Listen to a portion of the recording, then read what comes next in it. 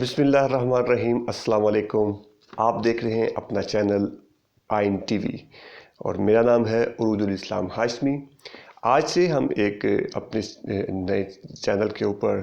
ایک نیا پروگرام شروع کر رہے ہیں جو آپ ہماری بیک گراؤنڈ پہ بھی آپ کو اندازہ ہو رہا ہوگا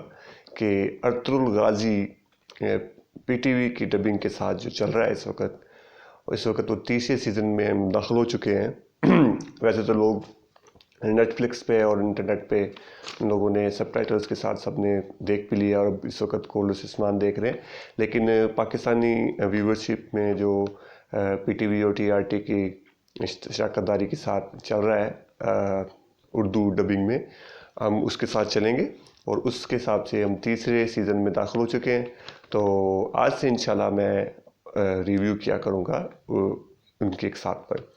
اب تک کی تقریباً 10 اقساط ہو چکی ہیں اس تیسرے سیزن میں،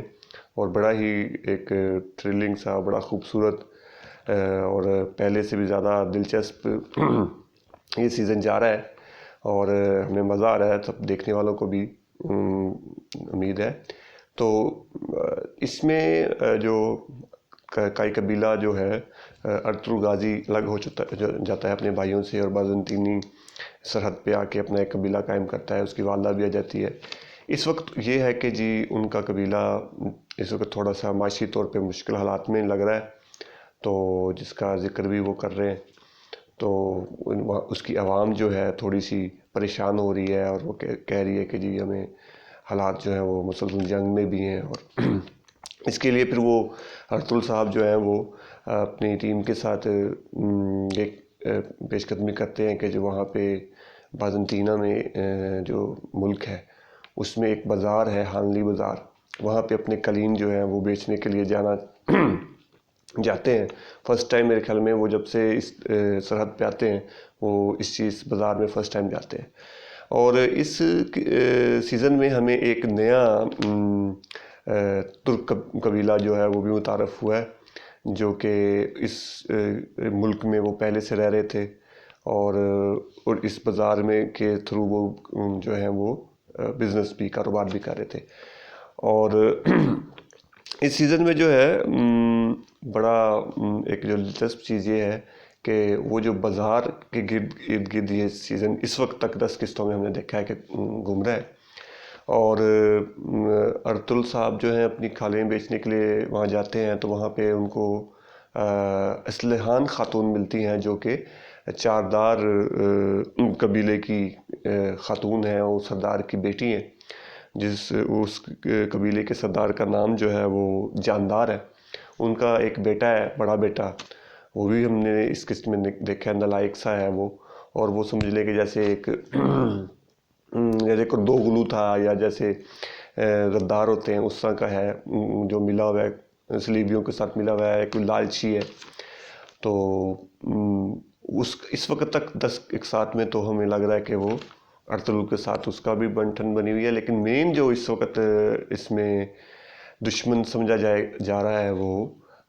ہانلی بازار کا جو مالک ہے سیمون،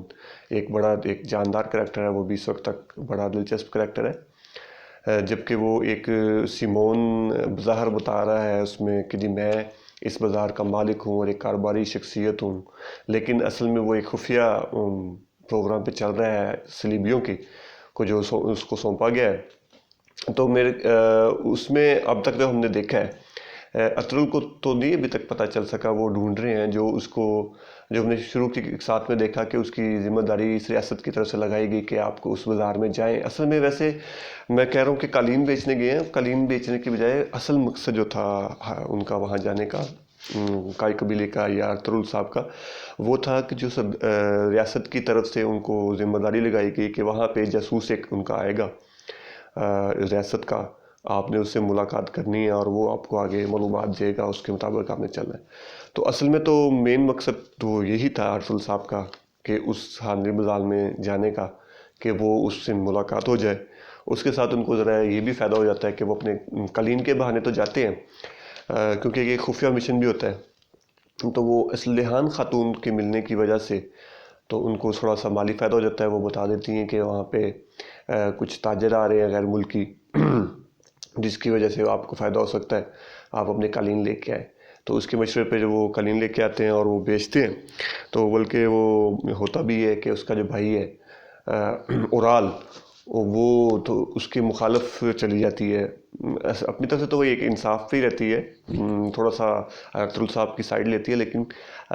وہ اس سے یہ فائدہ ہوتا ہے ارطغرل صاحب کو کہ اس کی ریٹ نہیں بن پاتا اس تاجر کے ساتھ جو آیا تھا دوسرے ملک سے، اس ملک کا نام میرے ذہن سے نکل گیا۔ تو جو وہ کیا کہتے ہیں، ارطغرل صاحب جو ہے اس کے ساتھ ان کی اچھی ڈیلنگ کی وجہ سے تو ڈیل ہو جاتی ہے، ان کو فائدہ ہو جاتا ہے، ان کو سکے ملتے ہیں سونے کے، تو تھوڑی خوشحالی آتی ہے۔ لیکن ایک مسئلہ بن جاتا ہے کہ جو انہوں نے اس تاجر کو کہا ہوتا ہے کہ ہم آپ کے قالین کو بحفاظت آپ کے ملک میں پہنچائیں گے بھی، تو وہ اس میں پھر آ کے اورال کو جب پتہ چلتا ہے، اور اصل میں اورال جو ہوتا ہے وہ اس کا گٹھ جوڑ ہے سیمون کے ساتھ، اس نے گٹھ جوڑ کیا ہوا ہے، وہ آپس میں تقسیم بھی کرتے ہیں پیسوں کو۔ تو جو سیمون کا اصل مقصد ہے وہ قبائل، مسلمان قبائل، ترک قبائل کو آپس میں لڑانا ہے، اور اس کا جو خاص مقصد ہے اس کو لے کے وہ چلتا ہے آگے۔ تو وہ بھی، اس کو بھی جو ہے وہ ایک ان کی خفیہ طرف سے پتہ چلتا ہے کہ جی سلجوق ریاست کا جو ہے ایک وہ آ رہا ہے جاسوس، تو وہ بھی اسی کو ہی تلاش کر رہے ہیں، اور وہ اس کے اندر ارطغرل کو بھی جو ہے نا وہ گیج کر رہا ہے کہ یار یہ بھی جو ہے شاید وہی ہے۔ اور ایک انہوں نے جو اصل میں تھا بھی، جو انہوں نے بھیجا جاسوس، وہ صلیبی وہ بن کے سپاہی یا سمجھ لیں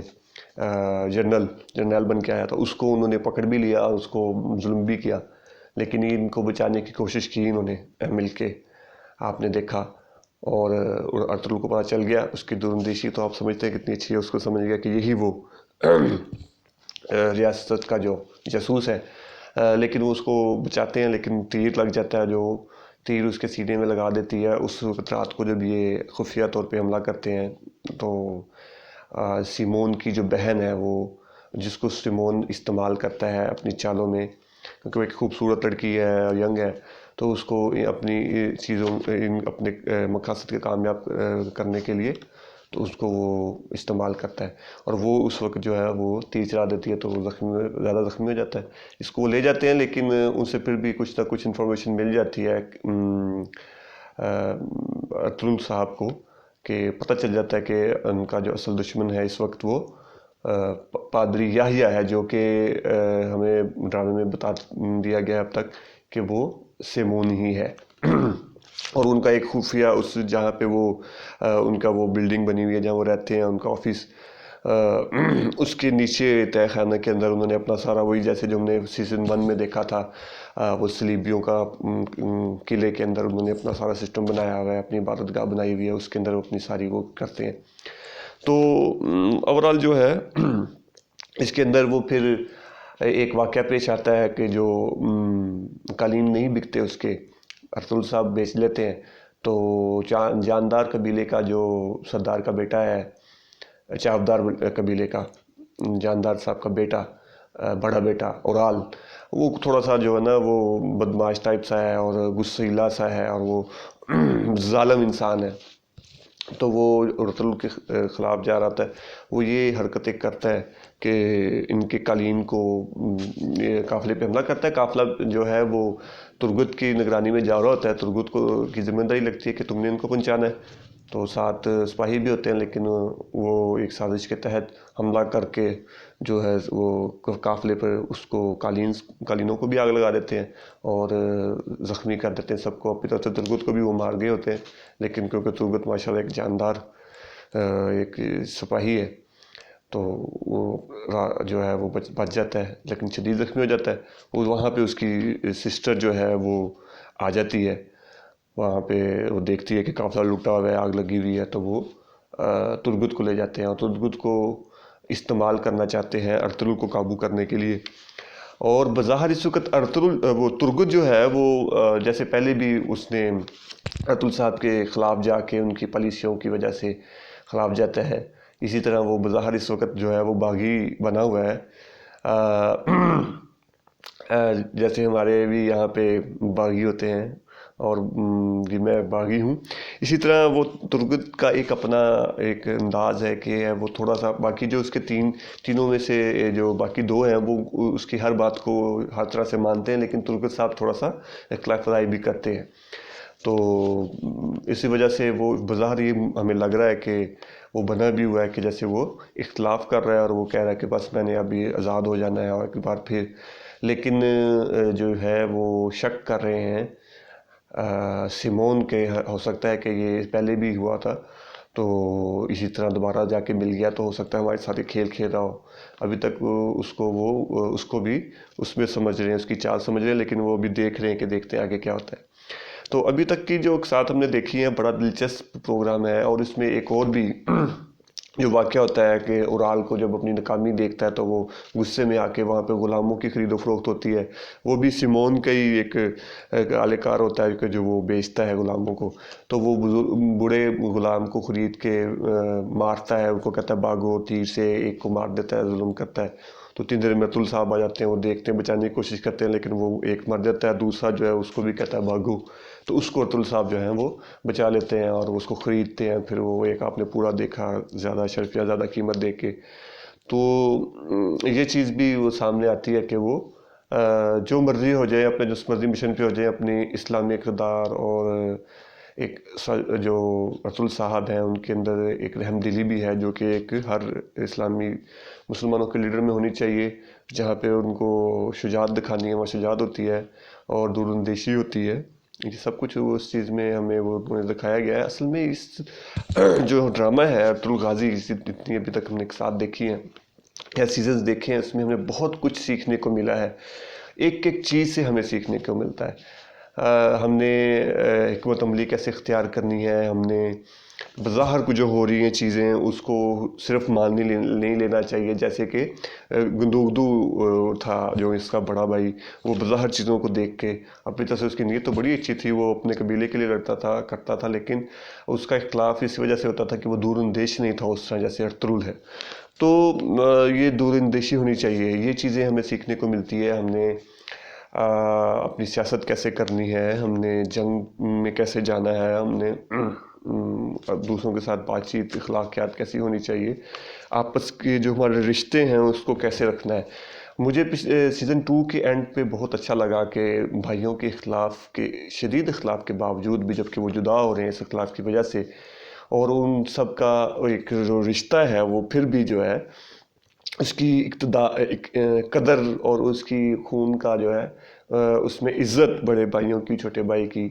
وہ ایک چیز بڑی اچھی جو ہے انہوں نے اس میں دکھائی ہے. اسلامی اقتدار، میرے خیال میں ہمیں یہ جو ڈرامہ ہے، میں ویسے بھی جب کسی سے کو ملتا ہوں ضرور کہتا ہوں کہ اس ڈرامے کو آپ ضرور دیکھیں، بلکہ اپنے بچوں کو بھی یہ ڈرامہ ضرور دکھائیے. اس کے لیے اس میں ہمارے لیے سیکھنے کو بہت کچھ ہے. تو اب تک کی جو 10 اقساط ہیں، انشاءاللہ آئندہ ہم کوشش کریں کہ ہر کس کا ریویو ایک ایک کا دیں. ابھی تک کی میں نے 10 اقساط کے جو میں نے دیکھا اور آپ نے دیکھا، جو مجھے سمجھ آئی، اس حوالے سے میں نے اپنے انداز میں اس کو بیان کرنے کی کوشش کی ہے. آپ کمنٹس میں ضرور بتائیے گا کہ آپ کو میرا ریویو کیسا لگا، اور اگر کوئی چیز میرے سے چھوٹ گئی ہے تو آپ کمنٹس میں اس کا ضرور بتائیں، اور نیکسٹ کو میں اس کو دیکھوں گا. اس وقت ہمارا ڈرامہ جو سیزن 3 کا ارطغرل غازی چل رہا ہے، وہ حالنی بازار کے اس وقت ارد گرد گھوم رہا ہے. بازار تجارت وغیرہ ہو رہی ہے، اور ایک وہ جو غلام کو آزاد کروایا تھا، خریدا تھا ارطغرل صاحب نے، ایک پوائنٹ مجھے یاد آیا جس میں انہوں نے ان کو ایک فائدہ یہ ہو رہا ہے کہ وہ سونے کو سمجھتا ہے، سونے کے حوالے سے چیزوں کو جانتا ہے، سونے کو کیسے نکالتے ہیں، وہ کہاں سے نکلتا ہے. تو اگلی ایک ساتھ میں میرے خیال میں مجھے یہ لگ رہا ہے کہ ان کو سونا ان کے ہاتھ لگنے والا ہے اس بندے کے ذریعے، اس غلام کے ذریعے جو انہوں نے آزاد کیا ہے ارطغرل صاحب نے خرید کر، اور ان کے پاس کچھ کافی سونا لگنے والا ہے. لیکن اس ڈرامے کی خوبصورتی یہ ہے کہ ٹوسٹ ضرور آتا ہے اور بڑا زبردست آتا ہے. تو کوئی پتہ نہیں ہے آگے کیا ہوتا ہے، مشکلات میں کوئی کیسی مشکلات آتی ہیں یا کیسی کامیابی ملتی ہے. ترگت جو ہے وہ واقعی اس کا ذہن بدل چکا ہے، یا وہ ڈرامہ بظاہر کر رہا ہے، یا یہ ارطغرل کی ہی چال تھی. مل کے خفیہ، جیسے کئی دفعہ ہوتا ہے وہ فلیش بیک دکھاتے ہیں کہ وہ دکھایا نہیں ہوتا، بعد میں دکھاتے ہیں وہاں پہ سن ملاقات ہوئی تھی تو انہوں نے کہا تم اس طرح چلتے جو ان کو دیکھو. تو ہو سکتا ہے یہ چیز ہو اس کے اندر. مجھے بھی تھوڑا سا لگ رہا ہے، لیکن یہ بھی لگتا ہے کہ نہیں، یہ بھی نہیں بھی ہو سکتا ہے، واقعی وہ جو ہے وہ اختلاف کر رہا ہے صحیح طریقے سے. تو یہ جو ڈرامے کی ٹویسٹ ہیں یہ تو پتہ ہے، یہ اس کی خوبصورتی ہے اور اس کو اس نے عروج پہ پہنچا دیا ہے. عثمان کہہ رہا ہوں، مصداق صاحب جو ہیں انہوں نے بہت ہی اچھے سے ڈائریکشن بھی کی ہے اور لکھا ہے. تو اس میں جو اب ہمیں نئے کریکٹرز جو ہمیں اس وقت متعارف ہوئے ہیں، سلیحان خاتون کا ایک اہم کردار ہے جو آگے جا کے اور بھی اہم ہونے والا ہے. اور جو یہ بڑی اہم چیز اس میں کہ جو اورال نے کیا اور اس کے والد صاحب کو، اور کے جو ایک چھوٹا بھائی ہے آلیریان آلیار جو ہے، وہ آ جاتا ہے پڑھ کے واپس، اس کے تھرو ان کو پتہ چل جاتا ہے کہ بھئی یہ اس نے غلط کیا ہے، اور وہ اپنے بڑے بیٹے کو بچانے کے لیے جو سردار جاندار ہے وہ شراکت داری کے لیے کہتا ہے. وہ کچھ کیونکہ بہتر ہے معاشی طور پہ بھی، ویسے بھی کیونکہ وہ پہلے سے وہاں رہ رہے تھے وہ قبیلہ، تو وہ کائی قبیلے کے ساتھ صرف اس وجہ سے، جیسے کہ اس میں اکثر میں ہم نے دیکھا بھی ڈرامے میں کہتا بھی ہے کہ وہ دیت دینا چاہ رہے ہیں ہمارے شہداء کی. تو اس وقت وہ جو بظاہر شراکت داری ہوئی ہے کائی قبیلے کے فائدے میں جائے گی، اور قالین گاہ کو جو ہے وہ حلیمہ سلطان کے حوالے کیا گیا ہے، سربراہی اس کو دی گئی، یہ بھی ان کے لیے بہتر ہے. اور یہ شرط بھی مانی گئی ہے ان کی کہ جو انہوں نے رکھی شراکت داری کے لیے رتل صاحب نے، کہ یہ ایک ہم جو ہے اس کو ہانلی بازار میں کرنا چاہتے ہیں. اس کے پیچھے ان کا مقصد وہ جو ریاست کی طرف سے ڈیوٹی لگائی گئی کہ جو انہوں نے ان کی ان چیزوں کو دیکھنا ہے کہ یہاں پہ کیا ہو رہا ہے، وہ ان کو موقع مل جائے گا وہاں پہ رہتے ہوئے کہ سیمون کے ساتھ اور پادری یحییٰ کو ڈھونڈنے کے لیے ان کی وہاں پہ وہ بہت اچھا کام کر سکتے ہیں. اور ساتھ وہ ان کو معاشی طور پہ بھی فائدہ ہوگا کہ وہ قالین بنائیں گے. انہوں نے 1500 قالین کا جو آرڈر ہے وہ مکمل کرنا ہے، یہ آپ دیکھ چکے ہیں ایک ساتھ کے اندر. تو ابھی تک کا میرا خیال میں 10 ایک ساتھ کا ریویو ٹوٹل میرے ذہن میں جو تھا وہ میں نے آپ کے سامنے بیان کر دیا ہے. تو میری آپ سب اپنے ویورز سے گزارش ہے کہ وہ ہمارے اس ویڈیو کو دیکھ کے لائک بھی کریں اور کمنٹس ضرور کریں. مجھ سے کچھ چیزیں چھوٹ گئی ہیں اس کے بارے میں ضرور بتائیں، اور اگر آپ کو کیسا لگا وہ بھی کمنٹ میں ضرور بتائیں. السلام علیکم ورحمۃ اللہ وبرکاتہ.